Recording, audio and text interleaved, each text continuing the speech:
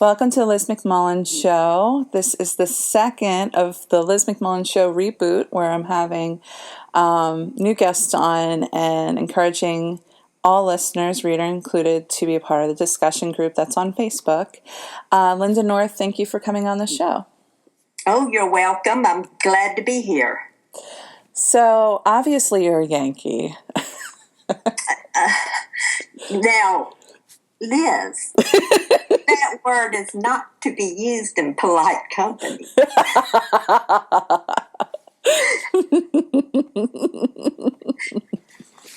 I know, it tickles me. I couldn't help myself. Because you have such a pronounced, wonderful accent. I'm sure people would have you read their laundry list and find it, fascinating. Well, it's quite commonplace down here in North Florida. So, I wanted to, because you are a research maven.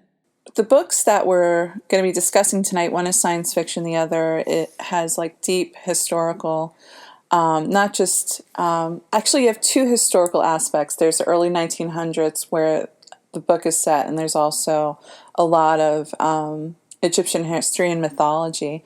So what's the difference for you between researching and preparing for a historical novel and then researching and preparing for something more futuristic? The historical novel was more intense research.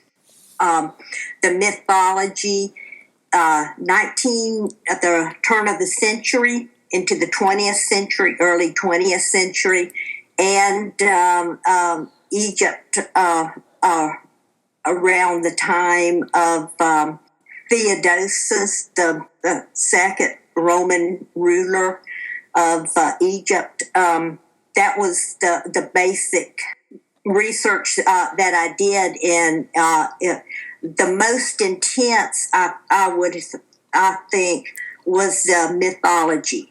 Mm-hmm.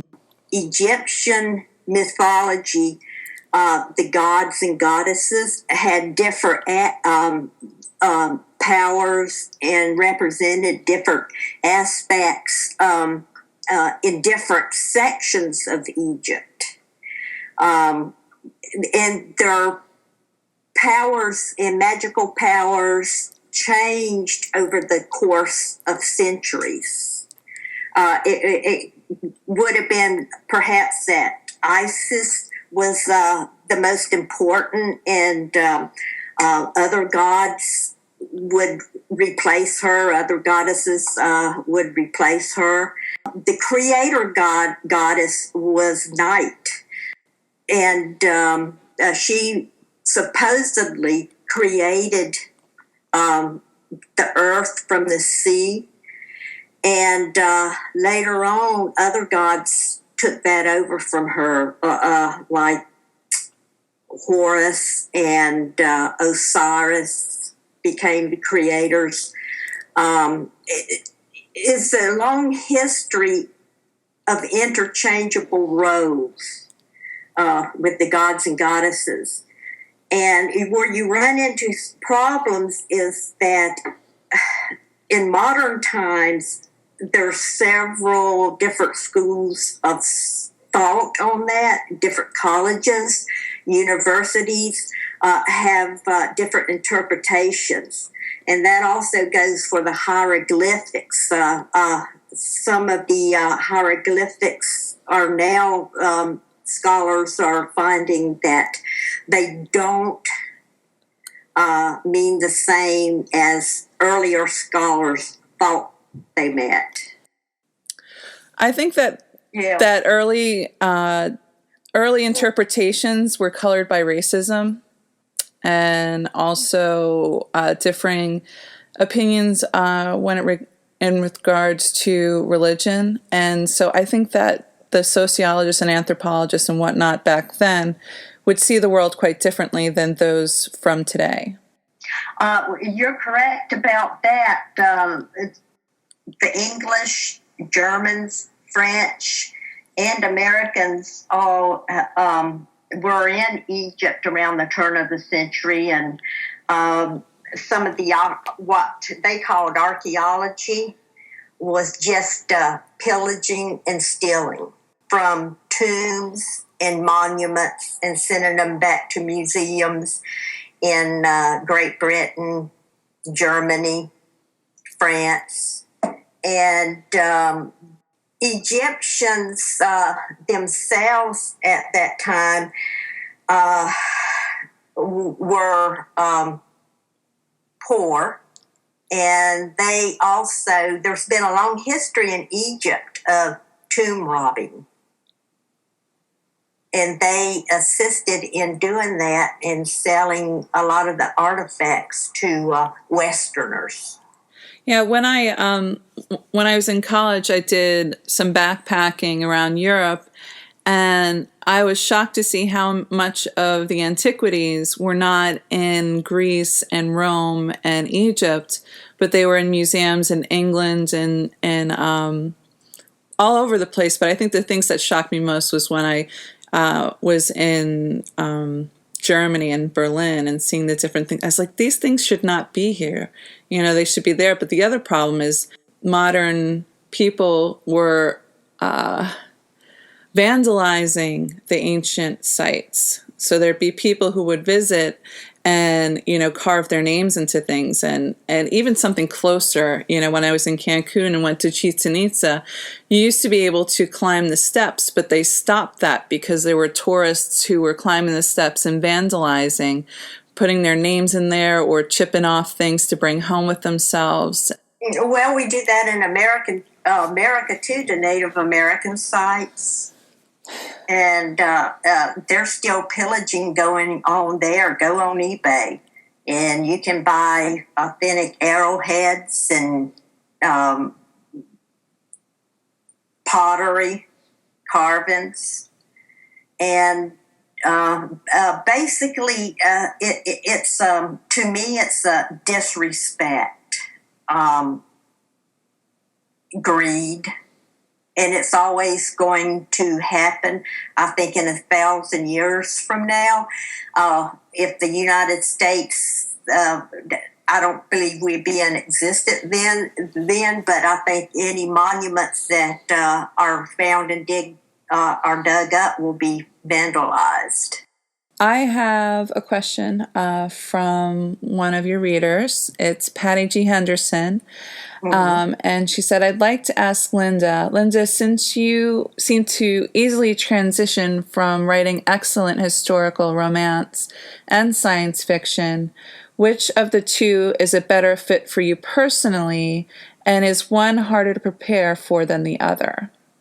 I answer her second part of the question. Historicals are the most time involved because of the research. You want to get the research, the dates, the cultures, the setting as accurate as you can. And the science fiction, I did do some research on some astronomical phenomena, nebulae, planets, suns, moons. But the historical is definitely the most time-consuming and the most intense. As for the one that my niche is in, I like them both, and I will continue to write in both of them. And I will combine them too. As you know, in Wind and Dreams, I combined reincarnation and mythology. I know, that was one of the things that struck me when I was reading it. And I thought it was, you know, one of the more complex things that you had to pull off is how to stay clear when in the visions and make it something that captures the attention of the reader enough so they can understand what they're seeing. And there's like a moment in two separate visions where you show the different incarnations of two different characters. And I was like, and what you did was, in not very many lines, per time period, you made like the ascension and the connection between those two lovers very clear. And it's hard to be that concise. Did you have to work on that? No. I did not have to work on that. That was something that it just seemed natural when I was writing it.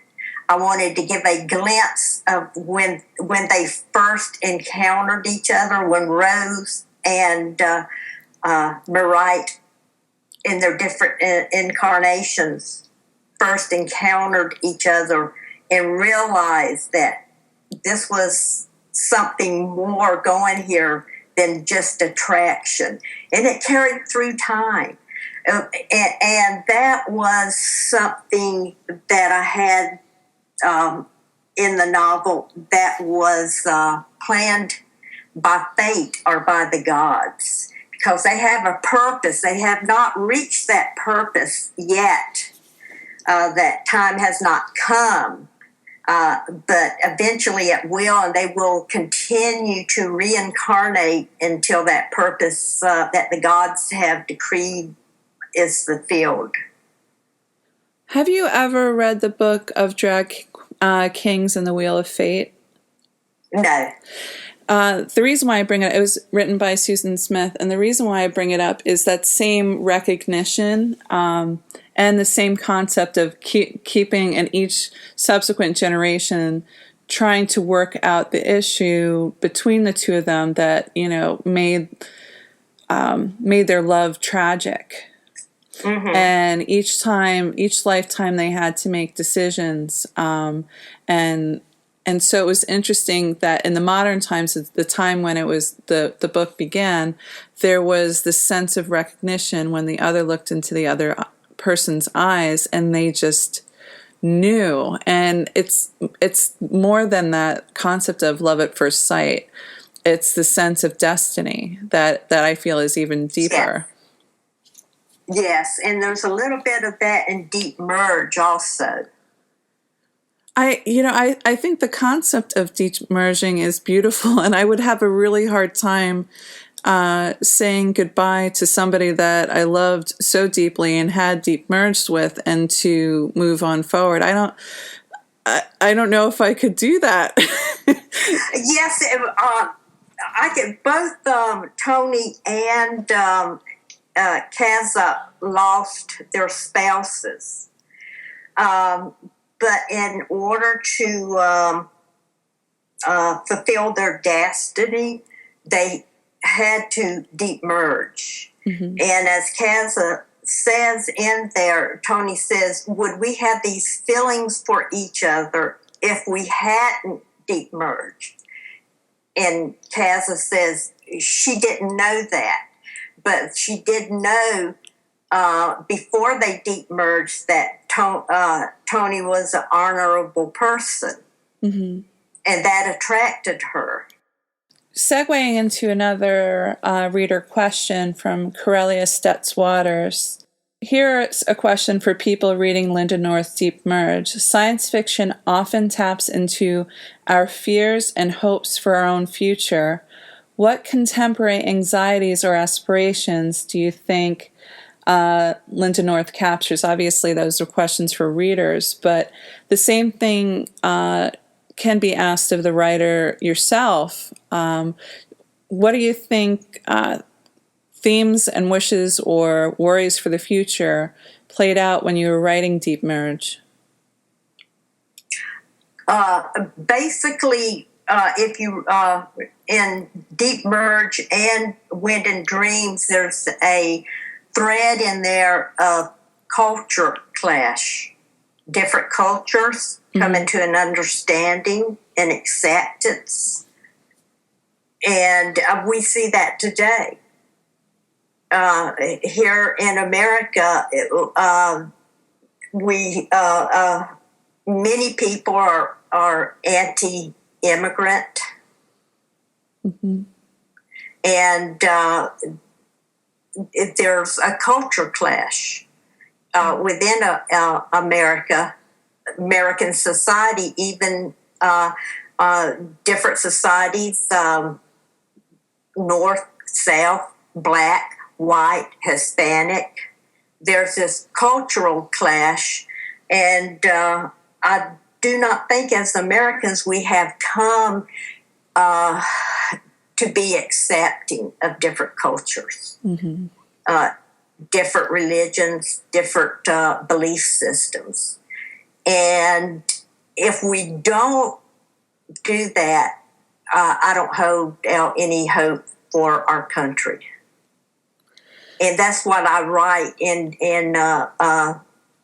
Deep Merge. We have alien culture, and we have a Southern American culture with Tony. Mm-hmm. And they have to come to understand that the cultural differences does not mean that one aspect of a culture is bad or good. It is just different, and they have to accept that in order to fulfill their destiny.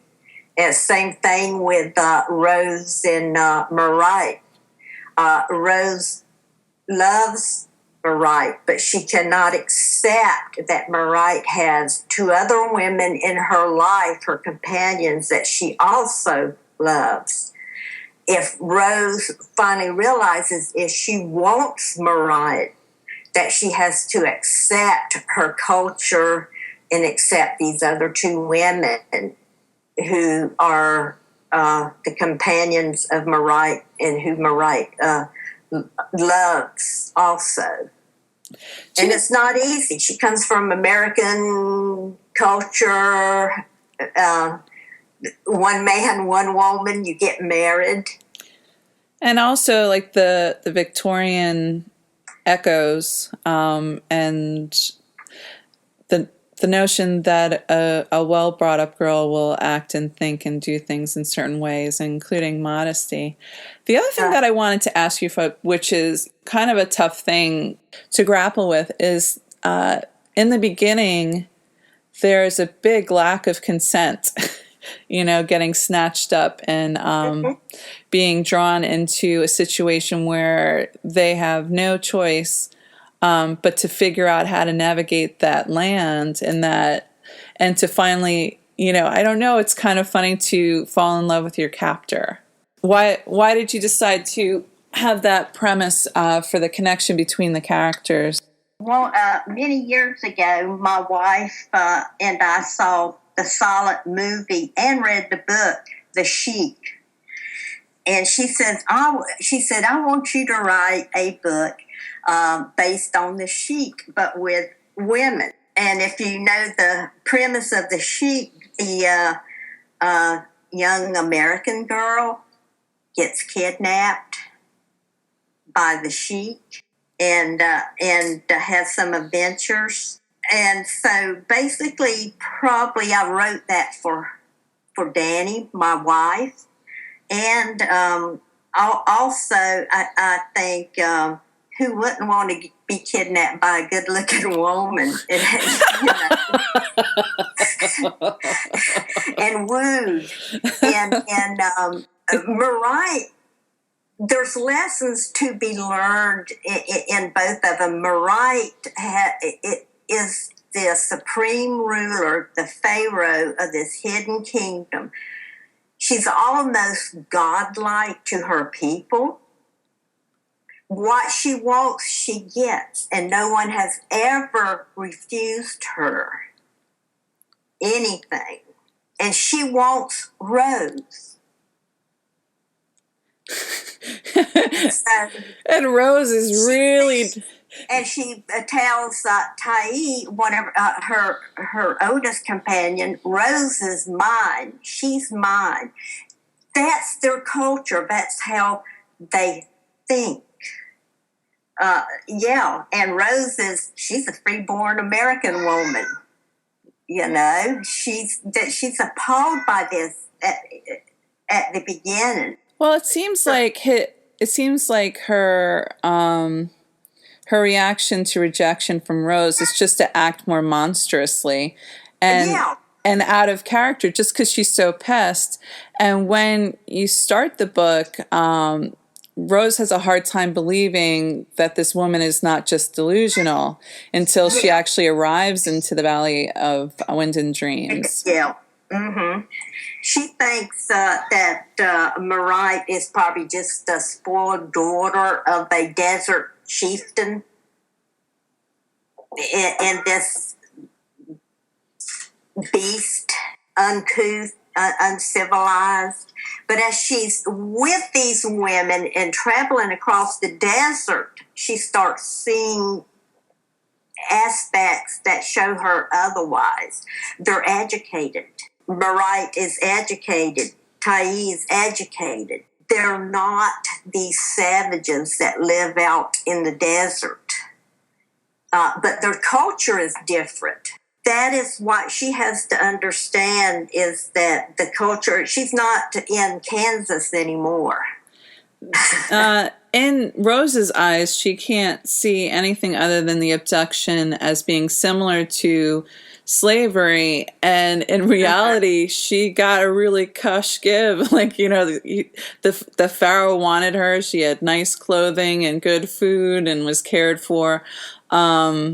Whereas things would have been very different if those slavers were actually able to capture her and sell her. And that actually dovetails into a question I have. Yeah. Ann Apteker wanted to know, I want to know seriously how Linda did her research regarding female slavery in Egypt and Romano-Christian era.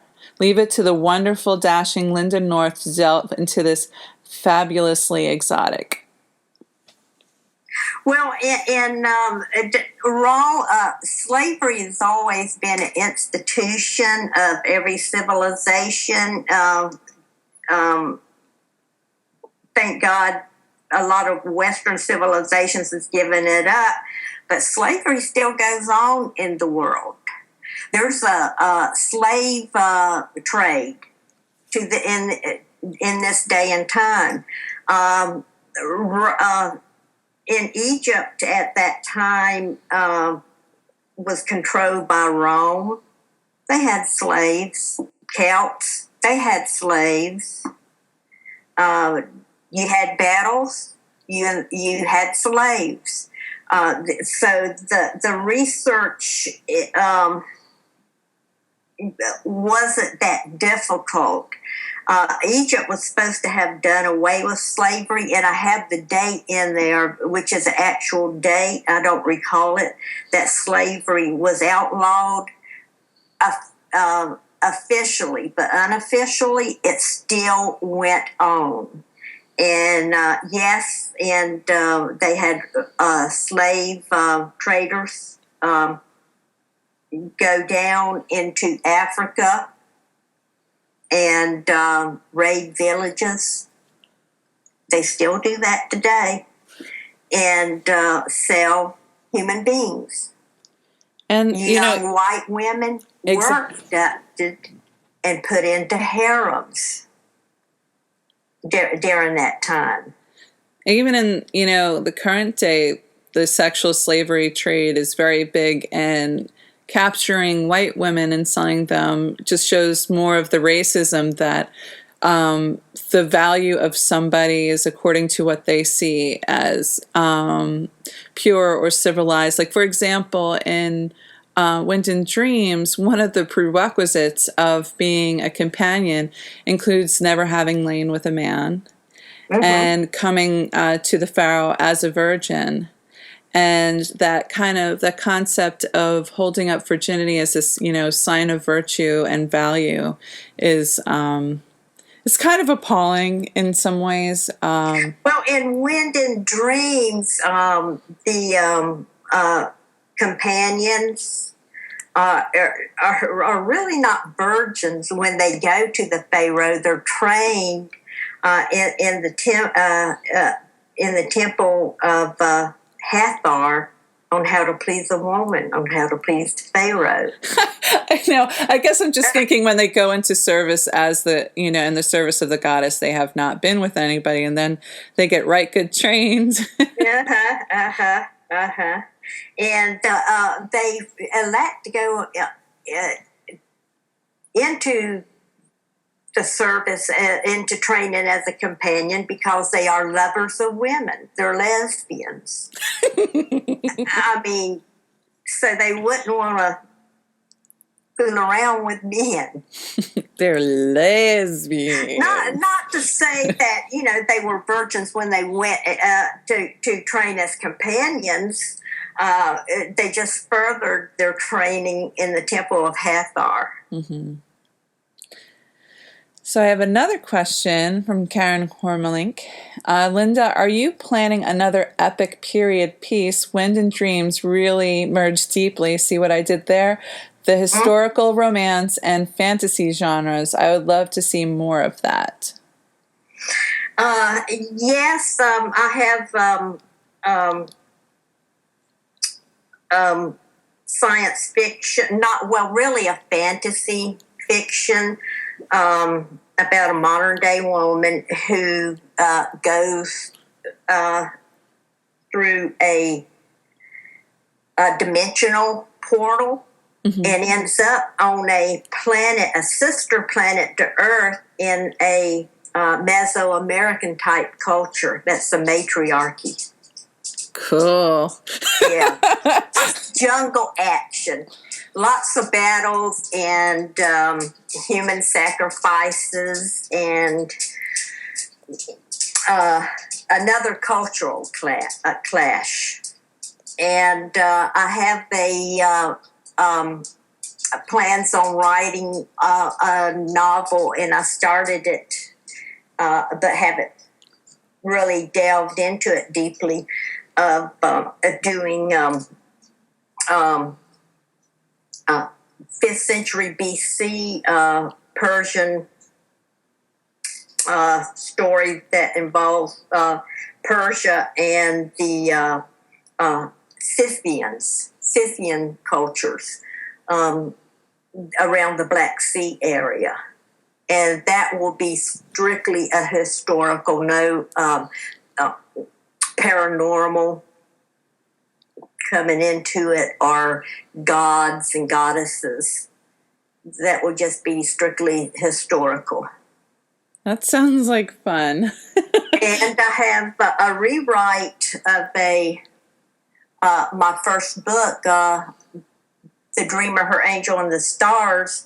I completely tore it apart, rewrote it. It took me 9 months to do that. That Sapphire is going to publish in January, and it takes place at the end of this century.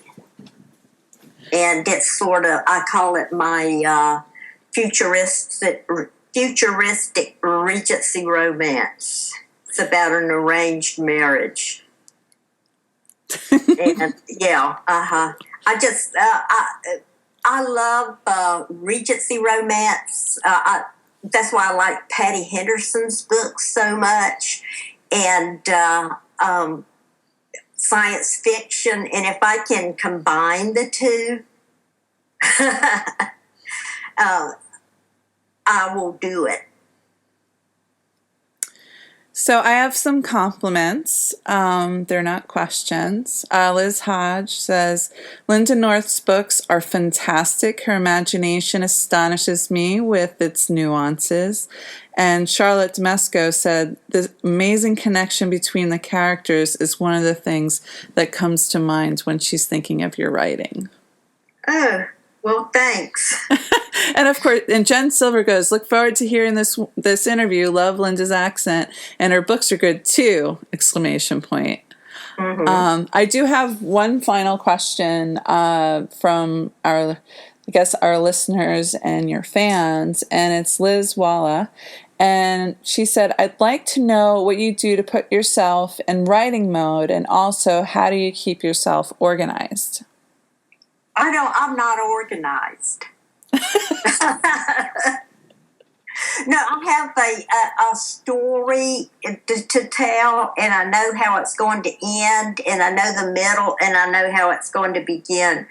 When I write a story, a scene will come to my mind, and it might be in the middle of a story I'm thinking about, and I will write that down, and I will work towards the end and towards the beginning from that one scene. In Deep Merge, I had a dream, a vivid dream of Tony's encounter with the Meyer. Her first encounter with the Meyer, and what she would have to do to deep merge and why she would have to do this. And I worked out from that. I wrote the beginning of Deep Merge last. Wow. Yeah, and that's how my mind thinks. A scene will come out. A story will be rolling around in the back of my mind, maybe even subconsciously, and then a scene will come out, and I will work from that scene. In Wind and Dreams, it was when Rose first saw the city of Nesneet, the Valley of Wind and Dreams, her first view of the Valley of Wind and Dreams. And I worked out from that. One of the things that struck me about Wind and Dreams was how detailed your descriptions of the environment and even the clothing that they wore. And I could tell it was very rich language and very fascinating, but I could see in there the kind of research that you needed to conduct in order to be able to, I don't know, be the costume designer in this little story. Mm-hmm. Yeah, I researched the dress of people from that in Egypt, from that the dates, and also Egyptian dress, and the fashions in 1901, 1902 in America. And also I researched little sayings and from America, like "When Pigs Fly," or the song, the song she was singing when she was drunk as a skunk. And, it was written in 1898. Yeah, it would have been popular. That song. Hello, my darling. Hello, my darling. That would have been popular in Rose's time. Do you know what was funny is that, because I knew you did such research, and I was like, ragtime. And I was like, I thought ragtime was in the 20s. And then I did a search, and I saw it, I found it on YouTube, and it actually was, in the right time range. But I was like, wait a second, I thought. Yeah. And Little Egypt, when she says she went to Washington, D.C. to the Bijou Theater to see Little Egypt. Mm-hmm. I found it online. I looked up in Little Egypt and where she was appearing, and if she was appearing close to Baltimore. And around 1898, I think it was, the real Little Egypt was appearing in Washington, D.C. So Rose and her fans went to Washington, D.C. to see Little Egypt. And also Wild Bill's Western show. Uh-huh. He appeared in Baltimore a couple of years before Rose went to Egypt. And so when she was telling Mariah how she really did see the Wild West show, that was also based on fact. She could have really been there because he made the appearance in Baltimore at that time, his Wild West show. Yeah, we're coming to the end of our time together. And I just wanted to say that I really appreciated the time and effort you put into the research, because there's a fine line between getting really excited about your research and jamming it all in there and just having it in the background and using it judiciously. Yeah. And because sometimes that comes off as preachy, and you did a really good job of weaving in your research and still making a very dynamic story. So I really love Wind and Dreams. It's a great book. Oh, thanks. I'm glad you enjoyed it. So thank you for coming on the show, and maybe I'll have you on at some point in the future, and I'll see you at a conference soon. Okay, see you next year.